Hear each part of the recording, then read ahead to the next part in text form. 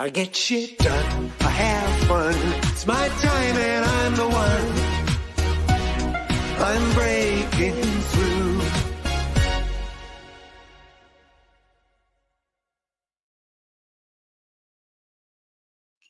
Hello and welcome to another episode of the Business Renovator. I'm your host, Coach Phil.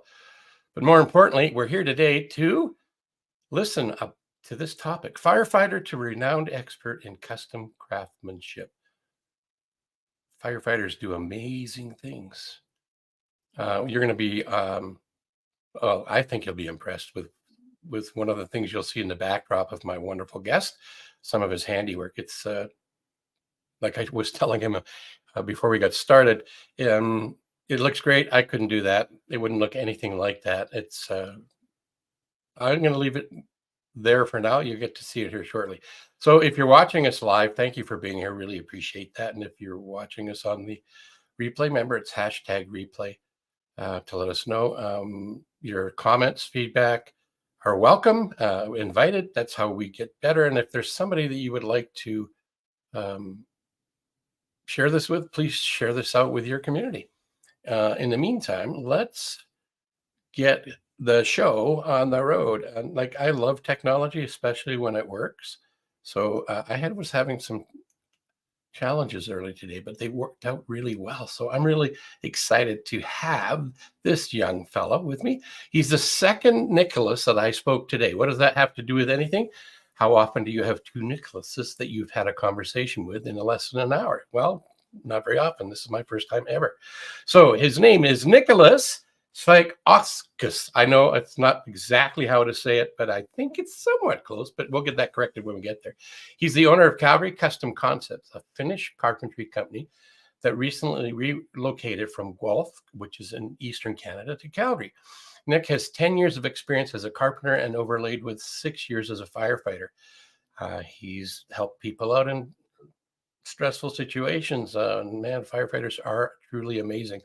I have an interesting firefighter experience. We'll save that for another show. So in 2023, Nick hung up his helmet to pursue his entrepreneur's dream full time. He shares his unwavering optimism in his recent book, Optimism 2033. He is incredibly excited for the next 10 years and wants to share that attitude with others through his company. He enjoys yoga, meditation, and catching the occasional glimpse of his wonderful new wife, a busy surgical resident. Isn't that nice to have a surgeon as a wife? You don't even have to go to the hospital. That's probably not true. But hey, enough of that. Let's bring him on. Let me bring you up, Nicholas. Hello and welcome and Happy New Year. Hi, Phil. Thanks. Happy New Year to you too. Thanks for having me. Excited to be here. I want to brag about that thing behind your back there, the wall. That was what I was stumbling over. Yeah, that right there. That is handcrafted by you, and it's your logo, and it's a feature wall. Exactly. Yeah, that's our logo on there. It's also sound dampening paneling, so it helps with the video calls and podcast recordings. Yeah. We also did this one as well, wall paneling. Oh yeah, cool. Mm-hmm. I like the idea that especially in today's world, there's a lot of us utilizing technology like we are today. I don't have any of that deadening stuff other than carpet on the floor. I don't know if you've ever had anybody or been on anybody's show or even been on a telephone with somebody who's in a house that has ceramic flooring and hard walls and nothing soft. It echoes. It's hard to listen to. So that's clever, but it's not only clever, it's aesthetically pleasing. Mm-hmm. Yeah, right? I like it better than the green screen backgrounds where everyone can tell you're on a green screen. Can you tell I'm not on a green screen? Yeah, I do have one behind me, but not today. Because it's just like you, my preference is to have, to avoid the green screen. Because when you get into the lighting, it's a pain in the neck. That's what I was thinking. To get the lighting right. Hey, here's somebody that knows you. Good morning, Wesley. Good morning, Wesley. Thanks for joining us. If you have a question for us anytime, Wesley, certainly shoot it up there. We'll try to address it. So what got you to come all the way out west to our wonderful city? So it was my wife. So she landed her residency. There's one date in April where all the residents across Canada find out where they're going for their 5-year residency. So we got an email that said, "Congratulations, you're going to Calgary," and it couldn't have been any province basically. Um, so it was sort of a draw out of a hat Like that a landed. lottery? I said, perfect. That's great. I'm sure they need carpenters out there, and it's a beautiful city. So we're very happy that we drew this out of the hat, basically. Do you miss the firefighting aspect of life? I miss the crews, like the camaraderie. Like it's basically a family, right? That you live with for 24-hour shifts. I miss the crews, but I also love what I'm doing now. So it really makes up for it. Like I'm very happy to be running my business now full time. Cool. I got to party on a houseboat with firefighters. Mhm. And of course, firefighters, as you say, they're a family unit for a period of time when they're working on A shift, B shift, etc. And they have systems which is really fantastic um, for keeping you nourished. So they looked after all of that stuff. They went and did the grocery shopping. They brought all the food. We just paid a little bit extra money. And they cooked it. All we had to do was promise to clean it up. That was the easiest job I ever had. And some of the best food on a weekend event like that. Nice. Not only can they deal with the emergencies that we as human beings get ourselves into on purpose or accidentally, um, they cook a damn good meal. Oh yeah, yeah. You gotta. That's the first thing. The new recruits, you gotta learn to cook, Yeah, and cook for it might be 4 guys. It's the equivalent of 8 normal people eating. So you gotta get the proportions right. yeah, exactly. Mhm. And so you were you were a carpenter as well as a firefighter at the same time. Yes. So I went to school at Conestoga for renovation technician program, and then I started my apprenticeship. I went through that, and then so actually both those careers started simultaneously. Hmm. During college in the summers, I was a forest firefighter because that was my seasonal job. Then I finished college, started the apprenticeship, and I said, well, I really miss you know, the fire scene. So I got on a volunteer fire department that was near me. So I was on that throughout my apprenticeship, and then I realized, wait a minute, I can do this full time. Like I'm doing it for free right now, and I love it, so I might as well get paid to do it. So then I landed a full time job in the city, and that was in Guelph. And at the same time, I finished my apprenticeship. So then at that point, I started running my business on the side. Since we work 24-hour shifts a week, you get a good amount of time off. And actually, a lot of firefighters run businesses on the side to keep busy. Right. Yeah, so that was mine. And then the side business grew to the point where I said, I really love the business aspect. How soon can I take that full time? And then when the opportunity came up to come to Calgary, I said, well, this is it. So now or never. So I went full time into the business.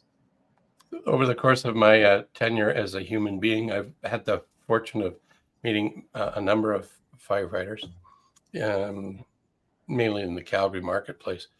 And what's interesting is that some people will say what a cushy job it is, and not firefighters, but outside people. And the good reply was that I heard was, "Stop whining, just apply.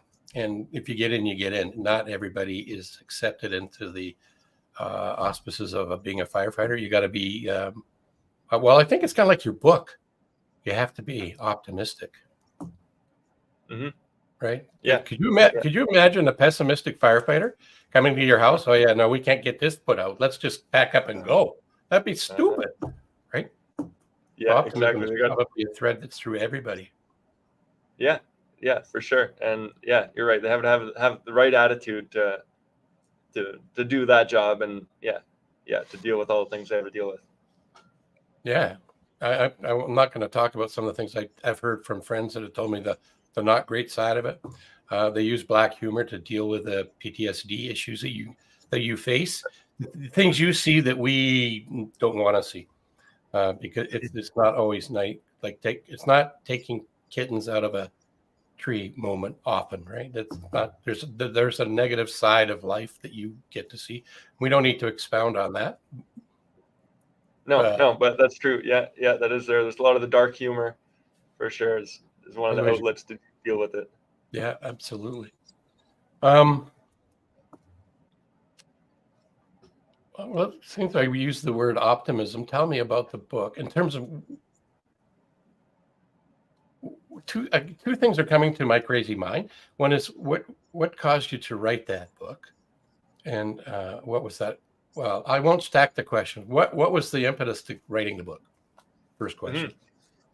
So I've been wanting to write a book for a while, and I had all these ideas. You said your crazy mind, so in my crazy mind, I had all these ideas like, oh, I want to share this and this and then, and I learned this, and then I asked my wife. I said, what am I most qualified to actually write about? Because I had sort of had a list like, oh, I could, different topics, and she said, oh, you're optimistic all the time. I said, oh, that's a great idea. So that was sort of the push for my topic, and then I just had a bunch of things that I wanted to say, that I wanted to get out there. So it came together pretty easily after that. When you say it came together pretty easily, how long did it take you to actually put pen to paper and get it to the point where it was published? Yeah, so that was actually a fun journey. I wrote it in a week. So when we moved to Calgary, we drove here. We drove across the country in a big moving truck, unloaded. My wife flew home because we were getting married later that month, and then I stayed for a week. I called it my sabbatical. So I came into the office here every day, and just wrote every day for a week, and that was it. And so 5 days worth of writing. Cool. I'm just making notes here because what's going through my head is some people say, I can't do it. I'm kind of tired. Whatever that is, right? Not you, and hopefully not me. Mm-hmm. But what I'm writing here is I wrote a book, got married, moved, and I did the book in 5 days. Mm-hmm. That's impressive. Yeah, and like I said, I think all those ideas had been percolating for long enough that they were ready to just come out. So it was easy enough.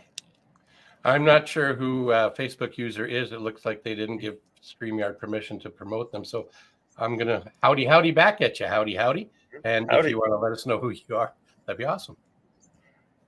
Mm-hmm. So what I like about what I heard here in everything that I'm wrapped things around is you made a committed decision and you had a burning desire, and you in that committed decision you got a lot of stuff done. At the beginning of the show, you heard it in this theme song. It's about getting stuff done, right? And mm-hmm. in that getting stuff done is, first of all, you need to make a decision and then have a burning desire to do it. Would you say that you had a burning desire to write the book? Oh yeah, absolutely. And I determined beforehand. I said, this is what I'm going to do for 8 hours a day, and I'm not going to let anything else distract me. So there's a lot of things that come at you throughout the day and emails, and I could do this. I could go through the back door and play with my fun machines in the workshop. But I said, no, this is what this time is for. And definitely the burning desire was there, because I also knew if I didn't write it in that week, then it wasn't going to happen. So that's when it had to happen. Yeah. I love that. That's great. That's good for anything, whether you're writing a book, starting a business, have a project to do, a garage to clean out, committed decision. In Think and Grow Rich's philosophy that Hill writes about in there, there's an example, and I forget exactly which Napoleon Hill it is. It's not Bonaparte, but the philosophy was burn the boats, burn your bridges. There's no retreat. So that's what you did. By the sounds of it, you selected 5 days and get it done no matter what. There's no retreat. Yeah, exactly. And I would say I applied the same thing starting the business. So a lot of people ask me, oh, are you gonna be a firefighter in Calgary? It's like, oh, are you gonna put your application in just, to have that as a backup option? I said, no, there is no backup options. Like you said, burn the bridges. This is what I'm doing. I'm starting my business. I'm gonna work on it until it succeeds. I'm not gonna leave the back exit door open for myself. Right. Yeah. So definitely it's a burn the bridges mentality, but in a positive way. Yeah, absolutely. But it's that resilient tenacity type of mindset, tenaciousness. Mhm. And as an entrepreneur, if you don't have that, life is hard.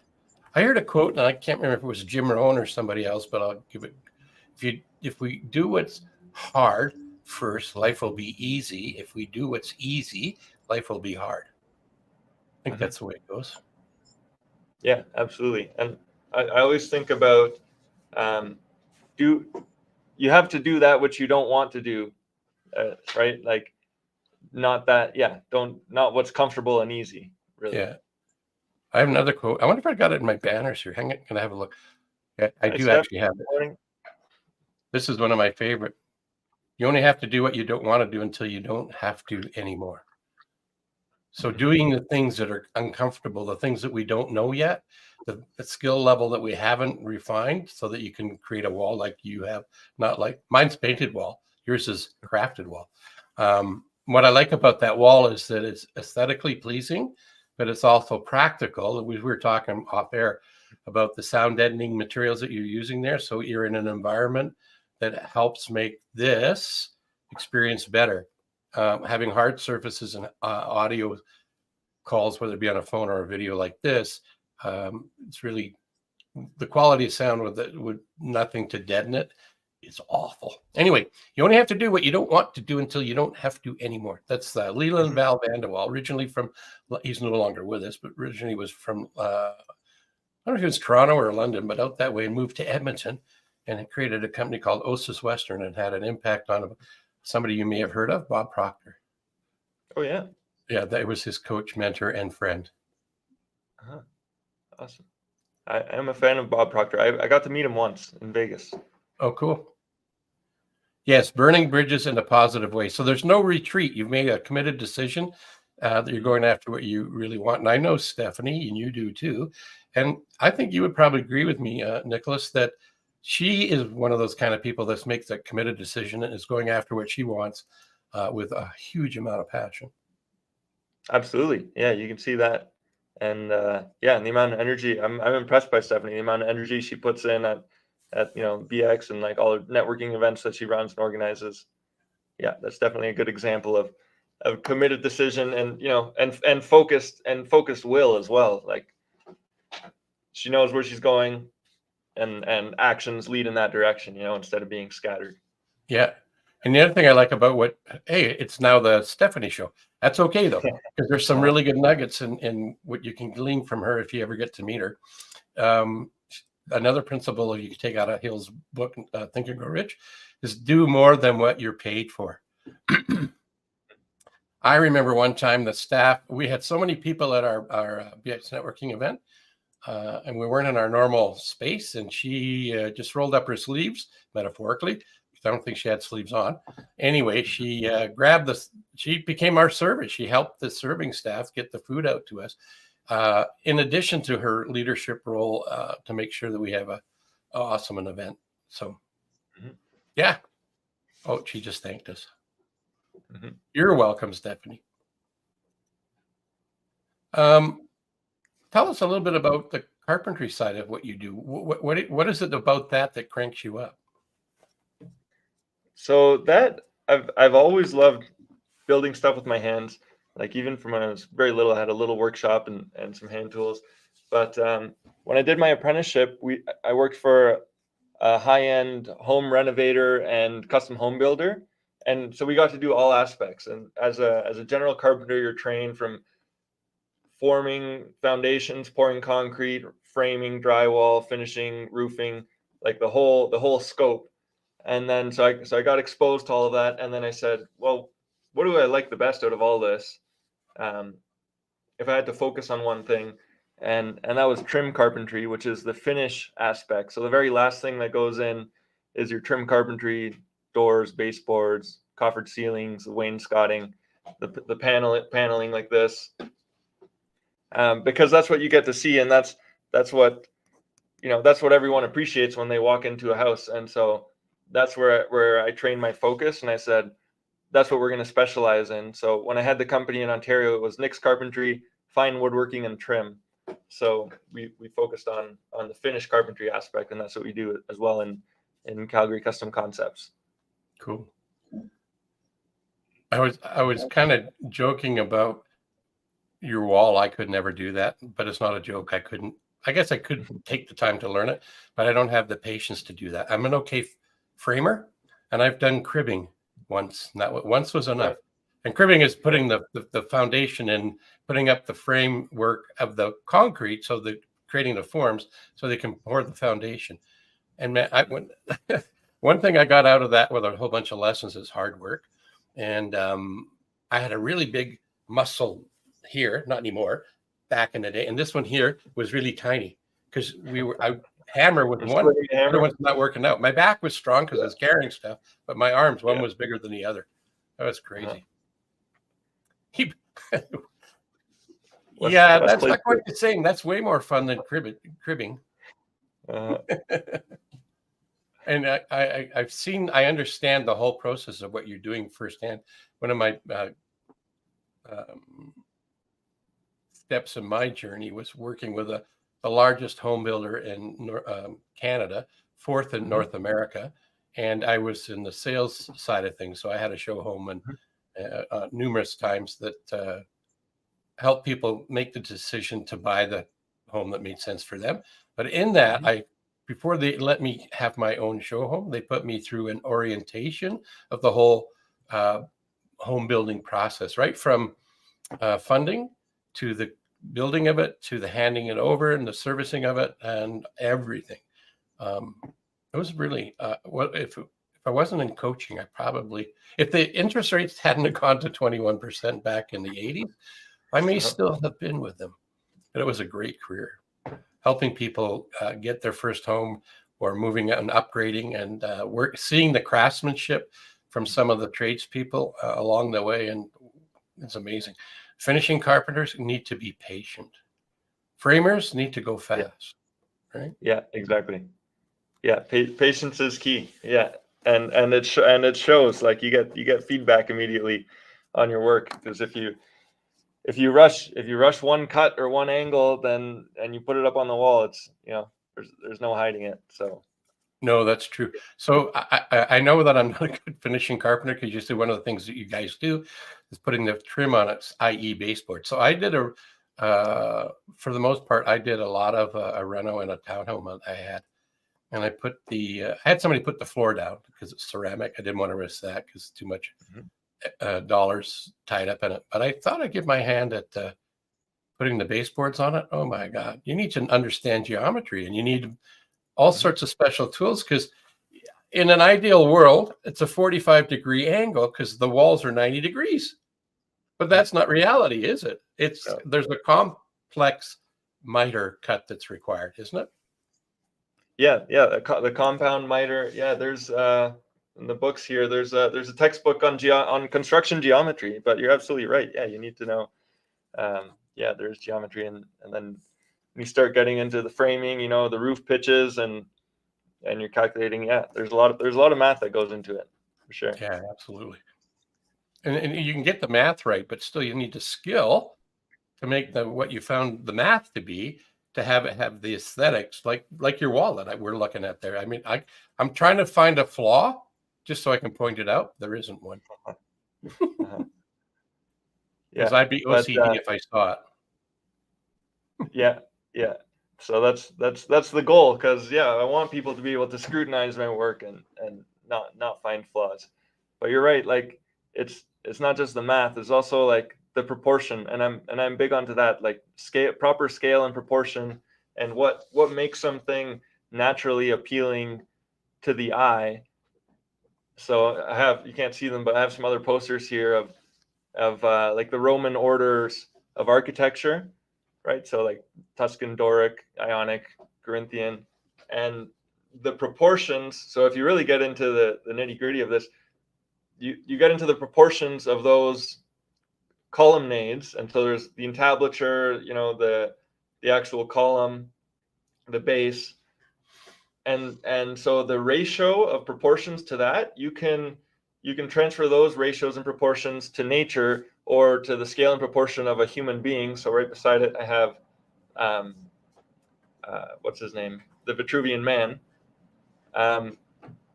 and so you might not notice it, but what looks appealing to the human eye on this wall, and say, oh, those rectangles are the right size. If they were 1.5 times that size, it would look off, because it correlates to the dimensions and the patterns found in nature, which are just naturally appealing to people. So that's another one of the aspects that I really like, is finding those connections into what makes things aesthetically appealing, based on nature, and making those connections.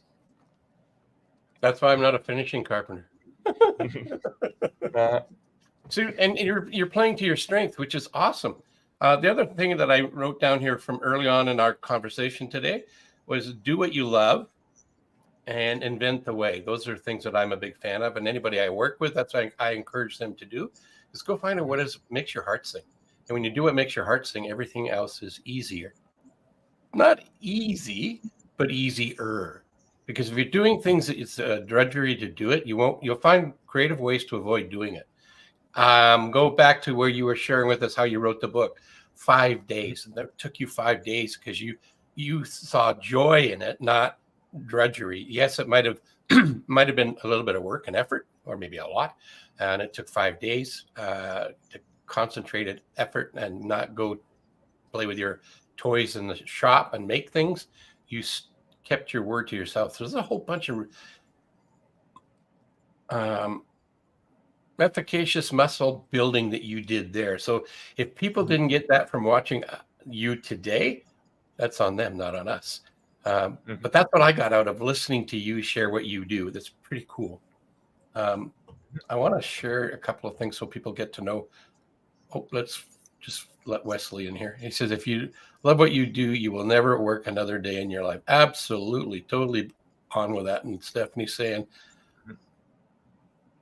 did you set the date 5 days as a deadline, or was that just how long it took? Yeah, that was my deadline. So that's the time I set aside for it. And I said, it's getting done in 5 days. Yeah. So that going back to that committed decision that we talked about earlier, right? Mm-hmm. No excuses. This was the thing you're going to get done. I think that's a trait that would, to being a finishing carpenter, an excellent one, would be a really important trait to have, because you could get distracted and take forever to get it done. And homeowners could be a little bit annoyed because they don't want to be living if they're in the renovation stage of their home, they don't want to be disruptive longer than they absolutely need to be, right? Yeah. And that's definitely, a good lesson, because you can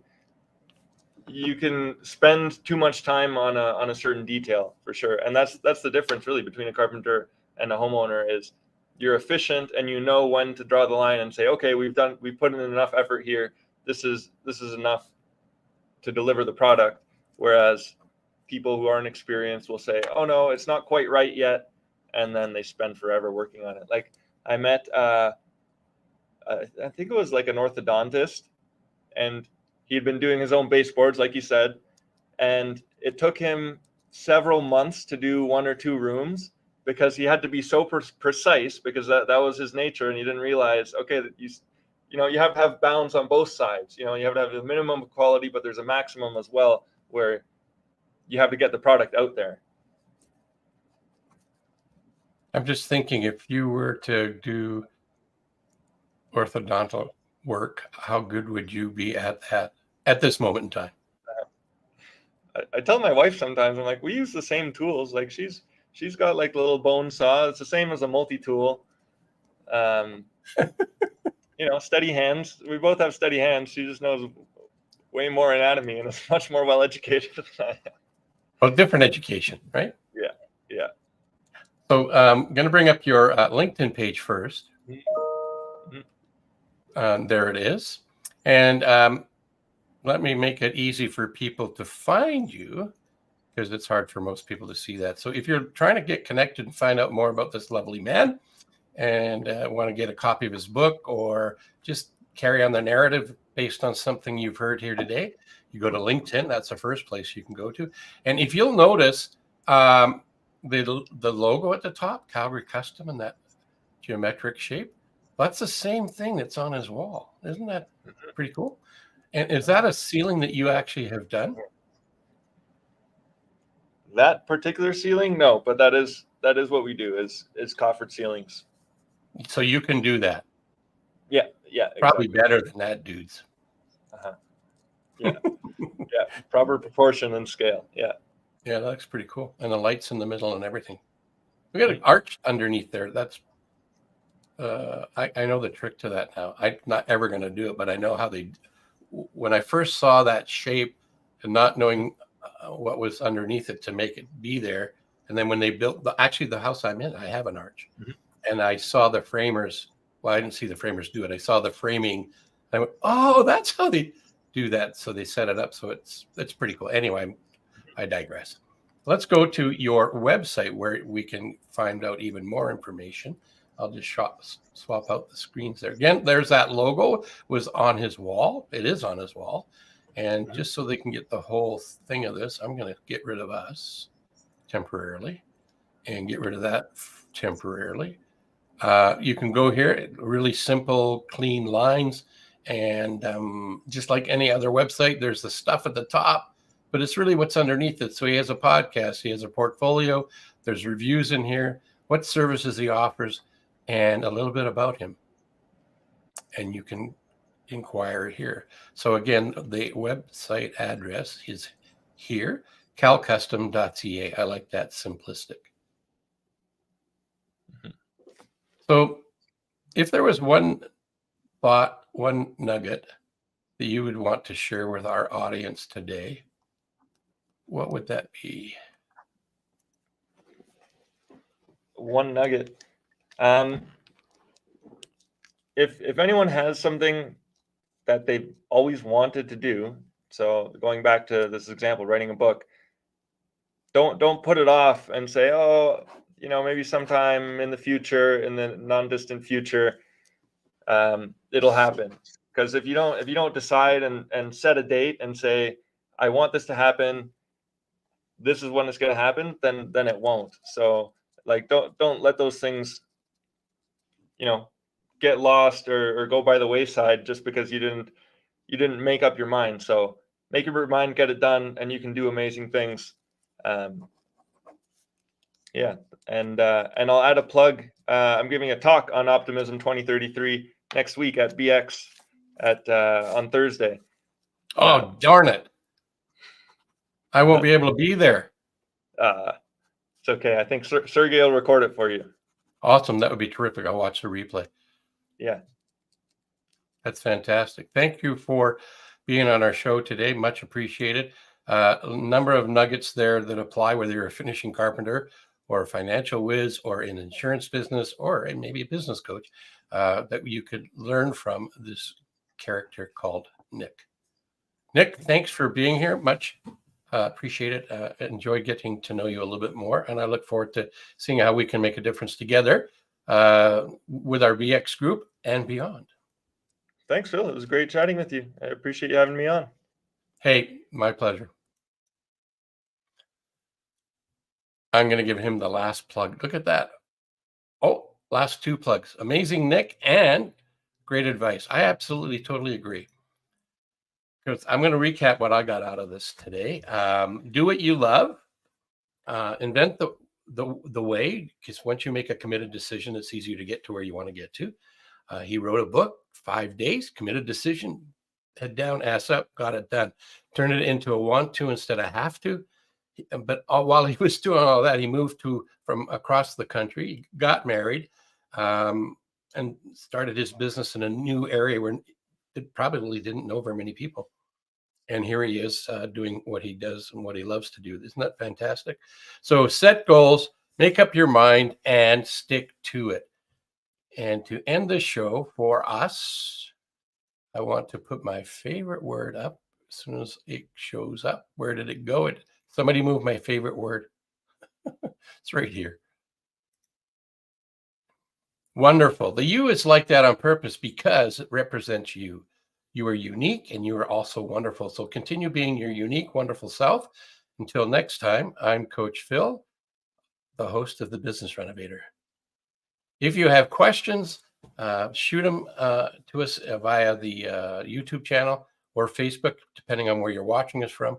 Or if you know of somebody that would make a great guest that has an interesting story, we'd also like to hear from them as well. So make that introduction. Until next time, here we go. I get shit done, I have fun. It's my time and I'm the one. I'm brave.